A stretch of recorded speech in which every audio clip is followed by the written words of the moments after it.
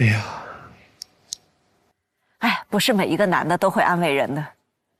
我们的那套词儿就是没事儿，这算啥呀？能咋的？能咋？能咋的怎么办？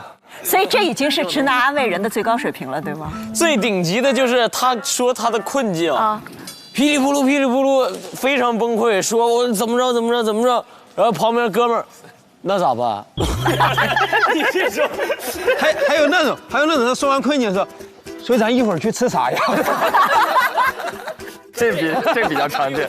所以你们判断王玉的那个现场是他的确没注意到子泰的情绪，还是说他可能注意到了，只是不知道用哪种方式来安慰，所以就开始进入谈工作来转移话题？解决问题。肯定没注意到，我感觉没注意到，应该不会有一个男生看另外一个男生哭了，然后装没看见吧？应该不存在这种事儿吧？怎么也得问你咋了？你咋了？对，怎么也得问一句吧。但子泰这次哭其实我是最没有想到的，因为他之前一直在镜头前展露出的那种整体的状态不太有所谓，而且就是懂事儿。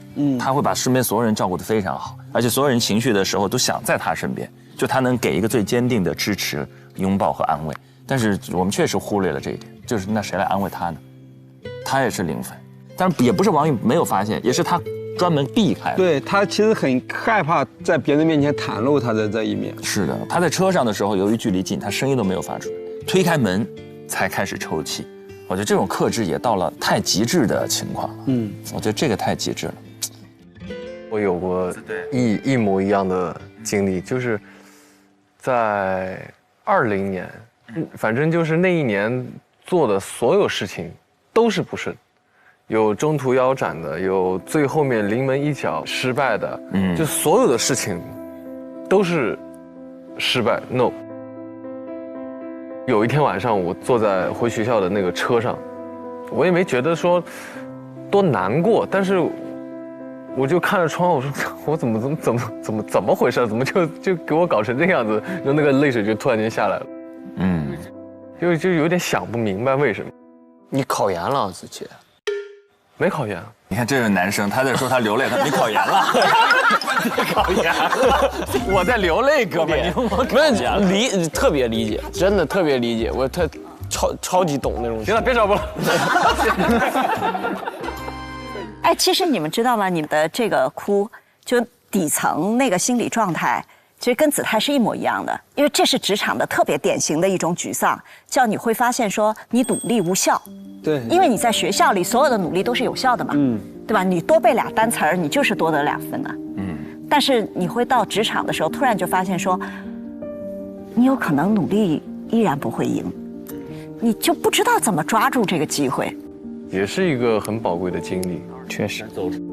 但其实子泰刚才还提到了一个词儿，跟鲁豫老师沟通的时候说到一个词儿，也让人很心疼，就是他说我从小就是个懂事的小孩，然后鲁豫老师当然也讲了，说其实不是一个小孩应该有的优良品质，懂事。你们生活中从小到大有人说过你们是懂事的小孩吗？我还算是懂事的。俊林呢？好像我就没有什么叛逆期之类的。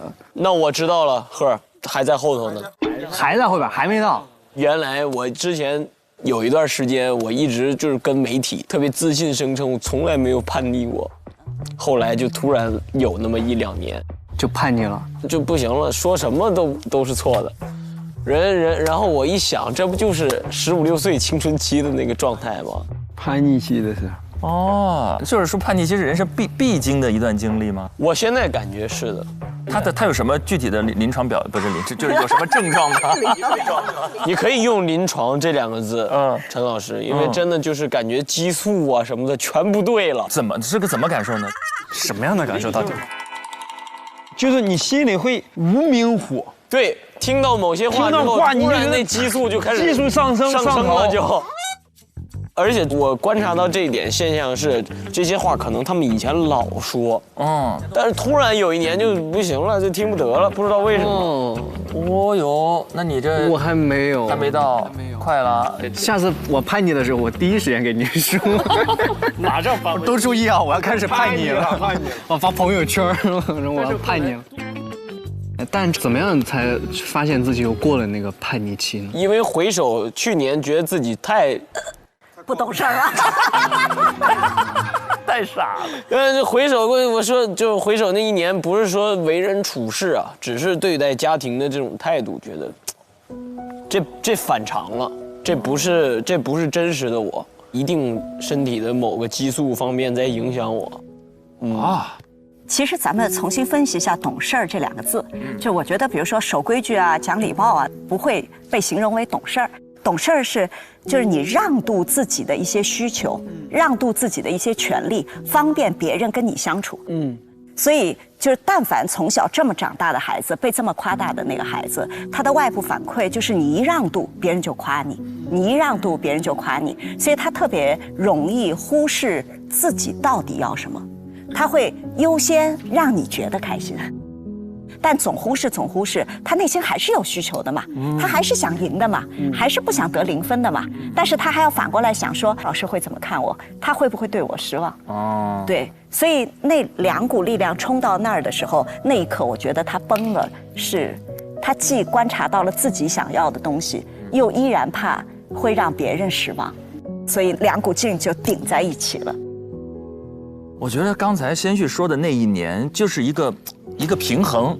你之前有好多年的时间过于关心关系，过于关心周边人的感受，所以中间又有一年，你内心那个自我就跳出来了。对，所以人生总是要有平衡。对，所以有那个平衡阶段，确实是。就还有一个刚才片子里的小细节，就是那个开场白，有一句“我是笑容暖暖的佳宁”，我其实觉得这句话还好。我猜是不是因为那句话“笑容暖暖”。是他们蕊出来的一个，可能不是他一开始是不是没有那么从心？你们有没有在工作当中有特别羞耻的小瞬间？有啊，你看着我，有啊，你想羞耻的瞬间，你看我干什么？坐在你身边，很羞耻啊！我竟然跟徐志胜一块录节目，哎，什么呀？好羞耻！我们刚刚不是还搭档吗？怎么突然又开始搞我了？俊林有吗？有啊，像我们那种自我介绍的时候，有一次我们演唱会搞那种古风自我介绍，什么在下，什么成都，什么贺无敌最寂寞。大家好，我是时代少年团贺峻霖，人称成都贺无敌最寂寞。那这么说，其实很多演员会经常遇到这种情况。入戏了的话就还好，他们那专业演员还好，我这种不专业演员去拍戏的时候就老尴尬了。什么情节会让你尴尬？我有一回拍那个戏，现在想想都觉得尴尬。他拍我们一个情感一个变化的一个戏，就我跟女主的感情升温的一个戏，就她被人劫持，然后我去救她，我救她的过程中很老套的那种英雄救美，把她救下来，然后在空中转一圈，然后我俩的眼神开始有火花，开始有碰撞出来火花，然后女主就爱上我了。这场戏听着女主比较尴尬，我也替女主尴尬，也替自己尴尬。这么多年了，我没发现爱上徐志胜是一件这么简单的事情，就需要在空中转个圈儿。NG 了吗？然后快拍3小时，一圈一圈都转晕车了。这倒是提醒我了啊！我在工作中其实曾经有一个很羞耻的时刻。哎，我在横店拍《真火神探》刘恒顺的时候，我每天都要路过徐志胜老师的化妆间。我那时候非常想认识他，我很喜欢他，但我很羞耻。我多次想推门而入，然后去自我介绍，我说：“志胜老师你好，我是小胡，我很想认识你。”我足足忍了3个月都没干这个事儿。哦，但是我每天都想这么做。哇，咱俩一会儿试试从空中飘下来。我从来没有想过一个人会天天在我化妆间围口。我每次都会跟我身边工作人员说，就是今天了，我觉得我今天一定能鼓起勇气推开这个门。我只3个月里我只试过1次，那天他们没出工，门在里边是反锁的，推了一下没推开，我说哦，缘分没到，可能全组都去看那个英雄救美去了，看那转圈现场去了。终于要到他们的考核正片上线的时候了，东方新娱乐还有遇见他们表现到底如何？一起来看一看。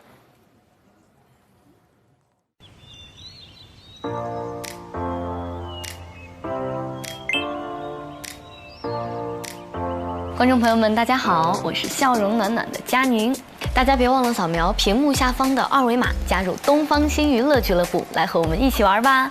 哎，雨佳，你对《唐人街探案》印象最深刻的画面是什么？还在练习呢。佳宁 ，Hello， 你把那个正在，我把那手卡发过去。对，咱俩今天穿的好像啊。对，很搭，这就很好。哦，这个状态很好，这个妆造还挺合适娱乐节目。哦，对，我想的是咱们一会儿跟嘉宾对，我们就不把所有问题跟他们对一遍了，就是还留一个新鲜感，让他们第一次讲给我们听。对，重要的部分，比如我们得把基本流程告诉他们。对。你们那个提词器怎么样？都 OK 了吗？提词器昨天晚上我们俩试过了。对，啊，昨天晚上已经试过了。是的，那挺好的，还挺充分。哦，自己在做手卡啦。对啊，可以。反正一会儿嘉宾到了，到时候10点半咱沟通。好吧。好的。好。那我觉得这个节奏就可以。就说师姐好。Hello， 师姐。你们俩提词器稿子还没给我吧？哦，对，素，就最后那一版，那你发给师姐就行。你的手卡也给我帮你剪一下吧。这，你还在改？在这。哦，你要改那个台本给楼上。那我帮你弄一个啊。好，谢谢。感受完大唐的魅力。左上角。这是1对吧？对。好，嘉宾到了，你们俩抓紧时间哦。哦，好。那我们现在自己来叫嘉宾，对吧？好的。Hello， 小慧老师、孟川老师。Hello，来了。哎，介绍一下，这是我们今天的带教老师晨晨老师。哎 ，Hello， 你好。有那种看熟人的尴尬了，有点那种尴尬的感觉。尴尬的感觉。走吧，我们要去迎接一下吧。好，走，把那个词先不拿了吧。Hello， 两位老师好。这是我们2位实习生同学，这是李雨佳，这是刘佳宁。Hello。带2位老师去小会议室吧。好的，走吧，老师们，这边请。太客气了，这。我们坐哪儿？随便坐吧，没关系。都可以。那你们俩先跟2位老师聊，好的，需要什么东西跟我说。没问题，我去打点水吧。好，你先坐。然后给老师们拿点吃的。好。太隆重了，这有点。2位老师刚刚堵吗？路上？还好。还行。挺早的。那就行。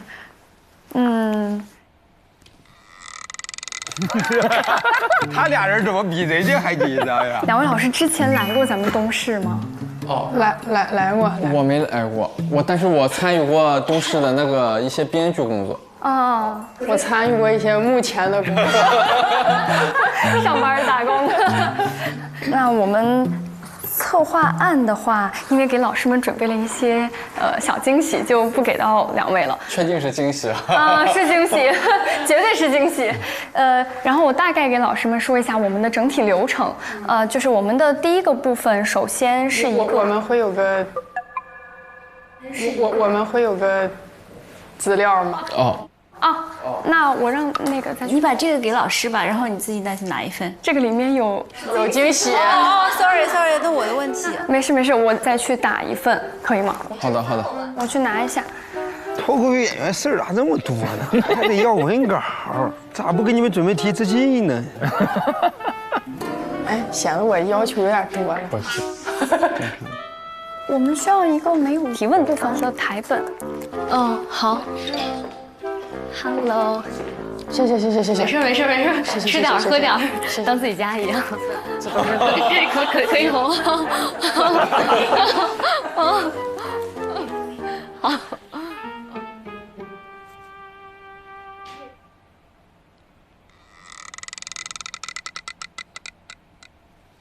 嗨，没事，当自己家一样。哎呀，这脱口秀演员是。感觉比电视上看着2位老师还要好看一些，要不先还要好看一些，发个电子版给我省得。好的。小工作的信，省得大家，没事，我们也是习惯沉默的，没事。对，不尴尬。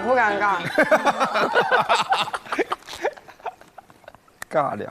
没有，我先给两位老师简单的先介绍一下流程吧，然后一会儿雨佳会把打印下来的给两位老师看一下。好的，好的。我们大概其实也很简单，今天就是一个东方新娱乐节目的录制。然后一开始呢，是我跟雨佳，我们俩作为今天的主持人，做一些新闻资讯的一个简单的播报。要把两位老师请上来的时候，我们到时候会下来叫你们。我们会对两位，我们也不说采访了，我们就一起聊聊天儿。主要昨天的问题也大概同步了一下，反馈我们也已经收到了，然后觉得还有哪些有问题的点，然后或者说有哪些问题觉得不太合适，然后我们可以随时的进行调整。反应很快啊，很迅速，是，而且处理得很好，进入状态非常快。我没啥问题，我也没啥问题。太好了，老师们，这个是我们的节目策划台本。好的，谢谢。看看还有什么需要跟两位老师对一下的比较重要的部分。我有一个小建议啊，我就觉得在这后面这个访谈可以加一点今年节目相关的问题吧。节目正在播，到时候你们对老师这一块其实我们是没有往台本里面去写的，因为我们是怕提前看了以后可能会没有新鲜感。对，惊喜在这儿呢，好家伙，我多嘴了。没有，那没有。您提的这个建议非常好，对。对，我们确实在采访的时候考虑到这点，没错。你们后边要聊那个脱口秀中的女性声音，你们今年两边节目都看了吗？对，看过了。那就还好。我们怕我们聊一些超出你们的里边你们接不上的。别这么贴心。对。就是咱们大家对齐一下。好的。我们俩出的任何问题都能当做对你们俩的考验。谢谢老师，原来是带着任务来的，还真是。那差不多，咱们就上去吧，你们俩就先上去吧。好的。一会儿见，朋友们啊！加油！拜拜！加油！你带他们上去吧。对，谢谢两位了。没事，多多包涵。没事，我俩也挺紧张的。你们俩挺紧张。每次都经历过实习生那个阶段。再看看他们能不能让你们不紧张。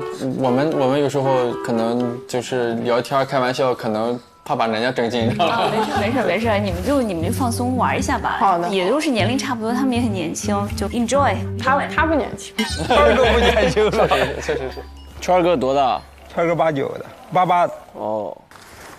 感觉两位老师今天也都是抱着考核的心来的。刚刚在嘉宾来之前，其实你们该做的功课稿子都应该打好的。你们刚才有点乱，那是不要想了，好好考核吧。好的。主要我们好，来吧。你们确认一下，要该带上去的东西都带上去了吗？所有的道具。我们现在整理一下。